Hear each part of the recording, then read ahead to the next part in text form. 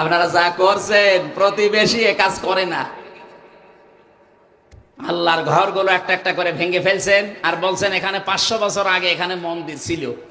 পৃথিবীর মানুষেরা মাটির নিচে তেল পায়, গ্যাস পায়, সোনা পায়, রূপা পায়, আর এই কুলাঙ্গাররা মাটির নিচে শুধু মন্দির পায়। তাও যেখানে সেখানে না, যেখানে মসজিদ আছে ওই জায়গায় পায়।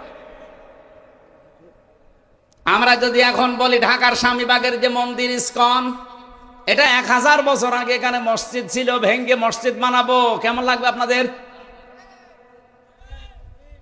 আমরা আপনাদের মতো এরকম নাফরমান না। এ বাংলাদেশে আমরা যে জাতির লোকই আছি না কেন, এই দেশটা আমাদের। কথা বলেন না কেন? এখানে ইহুদি হোক, খ্রিস্টান হোক, মুশরিক হোক, বৌদ্ধ হোক, মুসলমান হোক, সব আমরা বাংলাদেশী। এক কথা বলেন।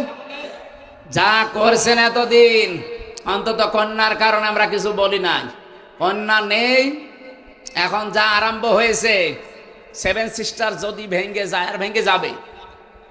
নবীজির হাদিস নেই যে টুকরা টুকরা হবে, কোরআনের গায়ে যারাই হাত দেবে। এর আগে যারাই হাত দিয়েছিল, আপনি তাকান রাশিয়ার দিকে, 12 টুকরা হয়ে গিয়েছিল। এই কথা বলছেন না কেন? 1500 বছর আগে আল্লাহর ঘর, মসজিদ কাবা শরীফ, এখানে হাত দেওয়ার কারণে এদের পূর্বপুরুষ যারা আব্রাহা, আল্লাহ কাসফে মাকুল বানিয়ে ফেলেছেন। আপনারা এখনো পর্যন্ত যদি ওই লাইনে থাকেন, গতকালকে একটা মসজিদ ভেঙেছে, এভাবে যদি অব্যাহত রাখেন, ভারত 33 টুকরা হবে আর কয়েকদিনের ভেতরে। পৃথিবীর মানচিত্রে এখন 257টা রাষ্ট্র, আর এই 7টা যদি ভেঙে 7 সিস্টার 7টা রাষ্ট্র হয়, কত হবে? হ্যাঁ, 7টা বেড়ে যাবে না? আর আমরা মনে হয় এগুলো যদি আমাদের হক, তো এগুলো যদি আমরা পেয়ে যাই, মালয়েশিয়ার চাইতে আমাদের এই দেশ আরো বড় হয়ে যাবে ইনশাআল্লাহ। আর সেদিকে এগিয়ে যাচ্ছে। ভয় দেখিয়েছিল আমাদের যে না খাওয়িয়ে মারবে, এমন অবস্থা করেছে ওরা। এখন এই যে বিভিন্ন বর্ডার আছে না, পেঁয়াজ আলু পচে পচে নষ্ট হয়, আর গালি দেয় দাদারে। ডক্টর মোহাম্মদ ইউনূস, ওনার মাথা না একটা ম্যাগনেট। আপনি দেখেছেন কোন জায়গায় কি করেছে? পৃথিবীর মানুষকে আল্লাহ যা দিয়েছেন, যত দয়া দিয়েছেন মানুষের উপরে, সবচাইতে বড় দয়ার প্রমাণ দিয়েছেন আল্লাহ কোরআন নাজিল করে। এই যে গত যে মাসটা চলে গেল, মাত্র 2 দিনও হয়নি, নাম কি বলেন তো? রমজান। র মিম দোয়াদ আলিফ নুন, আপনি একবার উচ্চারণ করলে যেহেতু কোরআনে কারিমে আছে, 50টা নেকি পাবেন। জবান খুলে বলেন রমজান। ওরা কোরআনের ভেতরে আল্লাহ একটা মাসের নাম দিয়েছে।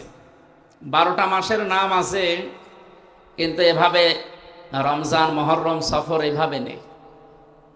সূরা তাওবা এসেছে ইন্না ইদ্দাতাশ শুহুরি ইনদাল্লাহি 12 শাহরান ফি কিতাবিল্লাহ ইয়াওমা খালাকাস সামাওয়াতি ওয়াল আরদা ইলা আখিরি আয়াত। আল্লাহ তাআলা বলেন, আমি আসমান আর জমিন যেদিন তৈরি করি, ওই দিন আমার কিতাবের ভেতরে, আল্লাহর কিতাবের নাম কি? আল কোরআন। আরো জোরে বলেন। এই কোরআনে আল্লাহ 12টা মাসের নাম লিপিবদ্ধ করেছিলেন, কিন্তু নাম বলেন, একটা মাসের নাম বলেছিলেন। আবার বলেন তো কি? শাহরু রমাদান আল্লাযী উনজিলা ফীহিল কুরআন। এই সেই মাস যার নাম রমজান। এরপরে আল্লাহ দিয়েছেন আল্লাযী উনজিলা ফীহিল কুরআন, যে মাসে নাজিল হয়েছে কি?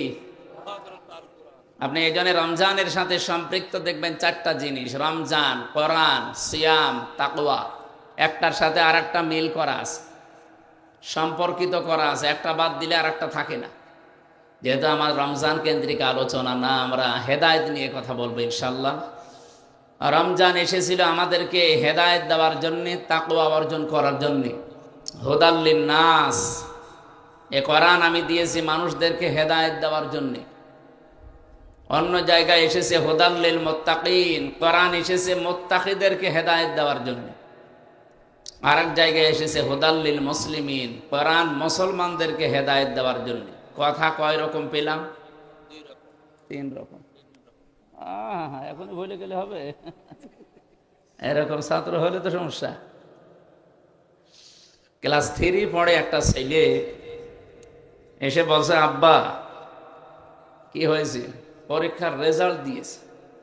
রেজাল্ট দিয়েছে তো ভালো, কাদার কি হইলো? তুমি কাঁদতেছো, কথা বলে না। আরে কাদার কি হইলো বলবা তো, যে ফেল না পাস। বলছে আব্বা ছিলাম আমি 3, নামিয়ে দিয়েছে 1। এখন আমার 3 উঠতে 2 বছর লাগবে। আমার মনে হয় ছাত্র যদি এরকম হন তো আলোচনা করা বৃথা হবে। আমি আশা করবো আপনি আরো খেয়াল করে শুনবেন। আপনার বাতাস দেওয়ার দরকার নেই, আপনি খেয়াল করে শুনবেন। আল্লাহর এখানে কথা কয় রকম পেলাম বলেন তো? আরো জোরে বলেন। আল্লাহর কথা কি এরকম 2 নম্বর 3 নম্বর হয়? আলাউ কানা মিন ইনদি গায়রিল্লাহি লাওয়াজাদু ফীহি ইখতিলাফান কাসীরা।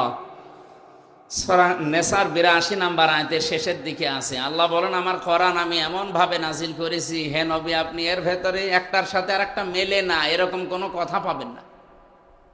তাহলে এই যে 3 রকম হয়ে গেল, হুদাল্লিল মুত্তাকিন, হুদাল্লিন নাস, হুদাল্লিল মুসলিমিন। জবাব দিয়েছেন ফি জিলালিল কোরআনে সাজ্জাদ কুতুব রহমাতুল্লাহ আলাইহি।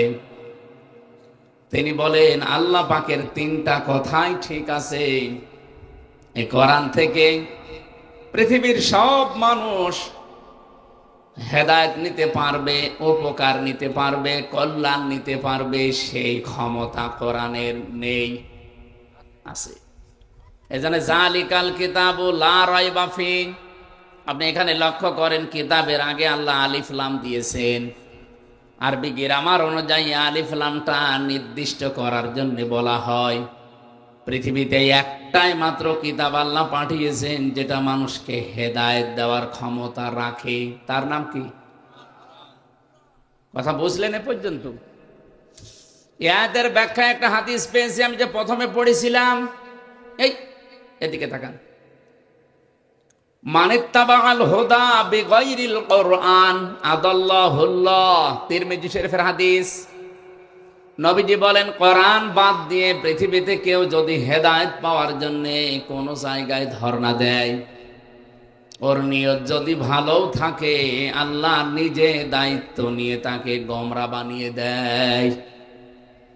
আপনি কি আলহামদুলিল্লাহ বললেন না নাউজুবিল্লাহ? এখানে যেহেতু প্রিন্সিপাল আছে, মুহাদ্দিস আছে, অনেক আলেমও আছে, আপনি খেয়াল করেন শব্দের দিকে। নবীজি যদি দল্লা শব্দ দিতেন, দল্লা ইয়াদিল্লু, তাহলে বাংলা অর্থ আসতো আপনি নিজেই নিজেকে খারাপ বানিয়ে ফেলেছেন। কিন্তু আদাল্লা শব্দ যখন এসেছে বাবে ইফআল থেকে, আদাল্লা ইউদিল্লু, এর বাংলা অর্থ দাঁড়িয়েছে আপনি কোন জায়গায় হয়তো গিয়েছিলেন ভালো হওয়ার নিয়তে, হেদায়েত পাওয়ার জন্যে, কিন্তু কোরআন সেখানে ছিল না। এই জন্য আল্লাহ নিজে দায়িত্ব নিয়ে আপনাকে আরো খারাপ বানিয়ে দেবে। সাতক্ষীরাবাসী মন থেকে বলবেন তো হেদায়েত দেওয়ার একচ্ছত্র মালিকানা হামজার। এই যে জেলায় একজন পীরের নাম শোনা যায় নলতাই, এখন যিনি বসে আছেন উনি তো হেদায়েত দিতে পারে। পৃথিবীতে এমন কেউ আছে? হেদায়েত দেওয়ার একচ্ছত্র মালিকানা কার? এটা নবীজিকে আল্লাহ দেন নাই। বিশ্ব নবীকে যদি আল্লাহ এটা দিয়ে দিতেন তে আমাদের পর্যন্ত আর আসতো না। হযরতে আবু হুরায়রা রাদিয়াল্লাহু তাআলা আনহু একদিন একটা গাছ লাগাচ্ছিলেন, হঠাৎ তিনি হেসে ফেললেন। সাহাবীরা জিজ্ঞেস করেন যে গাছ লাগাচ্ছিলেন, হাসলেন কেন? হযরতে আবু হুরায়রা বলেন এই কিছুক্ষণ আগে কোরআনে কারীমের সূরা কসস 56 নম্বর আয়াত নাযিল হয়েছে, ইন্নাকা লা তাহদি মান আহবাবতা ওয়ালাকিন্নাল্লাহা ইয়াহদি মাইয়াশা ওয়া হুয়া আ'লামু বিল মুহতাদিন। এটা ইবনে কাসিরের ভেতরে বিস্তারিত পাবেন। আল্লাহ রাব্বুল আলামিন এখানে জানিয়েছেন, হে নবী আপনি যাকে ভালোবাসেন তাকে হেদায়েত দিতে পারেন না, বরং আমি আল্লাহ যাকে ভালোবাসি, আমি আল্লাহ যাকে চাই তাকে হেদায়েত দান করি। আর আমি আল্লাহ সবচাইতে ভালো জানি যে হেদায়েত পাবে কে। আলামু ইসমে তাফসিল দিয়েছেন। আল্লাহ পাক যেহেতু নিজের হাতে এরা রেখে দিয়েছেন, এই জন্য আমি আজকে আনন্দিত, আমি এত খুশি। যদি নবীর হাতে দিয়ে দিত তো আমি আবু হুরায়রা পর্যন্ত হেদায়েত আসতো না। নবীজি তার নিজের আত্মীয় স্বজন, চাচা ভাতিসা এদেরকে দিয়ে শেষ করে দিত, আমাদের পর্যন্ত আসতো না। তাহলে হেদায়েত যেটা, এটা পৃথিবীর কারো হাতে আল্লাহ দেয়নি, দিয়েছেন কার হাতে? আল্লাহ নিজের হাতে। আরে ক্ষমতাটা দিয়েছেন আল্লাহ কোরআনকে, এজন্য দালিকাল কিতাব, কিতাবের আগে আলিফ লাম, এখানে 4টা ব্যাখ্যা পেয়েছি আমি। তার 1 নাম্বার ব্যাখ্যা, একচ্ছত্র মালিকানা আল্লাহ কোরআনকে দিয়েছেন, যে কোরআন মানুষকে হেদায়েত দিতে পারে। এখানে 3টা বর্ণনার প্রথম বর্ণনা হুদাল লিন্নাস, এ কোরআন মানুষের জন্য হেদায়াত, কল্যাণ, পথ নির্দেশিকা। কোরআনে কারীম মানুষদেরকে পথ নির্দেশিকা দিতে পারবে, কল্যাণ দিতে পারবে, যারা যতটুকু কোরআন থেকে নিতে পারে। আমি এখান থেকে 2টা শিক্ষা বের করেছি। এই এদিকে তাকান ভাই, এই পৃথিবীতে এখন 810 কোটির উপরে মানুষ আছে। সবচাইতে বেশি মানুষ বাস করে খ্রিস্টান ধর্মে। কোন ধর্মে? আপনি একটু খেয়াল করে দেখেন তো, আমেরিকায় গণতন্ত্রের চর্চা হয়, তামাম